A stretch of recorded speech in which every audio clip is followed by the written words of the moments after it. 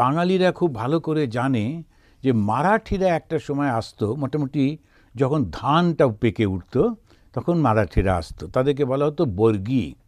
আমি কল্পনা করি, আমি বলি যে একটা ঘোড়া আর দুপাশে দুটো বস্তা, একটা তরোয়াল নিয়ে চলে আসতো, এসে যুদ্ধ করে ওইটা ভর্তি করে জিনিসপত্র নিয়ে আবার ওরা ফিরে যেত।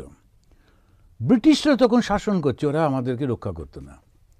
তাছাড়া আপনারা কলকাতায় জানেন ওই যে বাগবাজার খাল যেটাকে বলা হয়, বাগবাজার ক্যানেল, ওইটা ব্রিটিশরা করেছিল গঙ্গার এক পাড় থেকে আর এক পাড়ে কানেকশন করে দিছিল, যাতে বর্গীরা কলকাতাটা আক্রমণ না করে। কলকাতায় ওরা থাকতো ব্রিটিশরা। এখন বাকি ওয়েস্ট বেঙ্গলের মধ্যে ওরা কোথা থেকে এসে কী লুটপাট করছে ওটা নিয়ে ব্রিটিশদের মাথা ব্যথা ছিল না।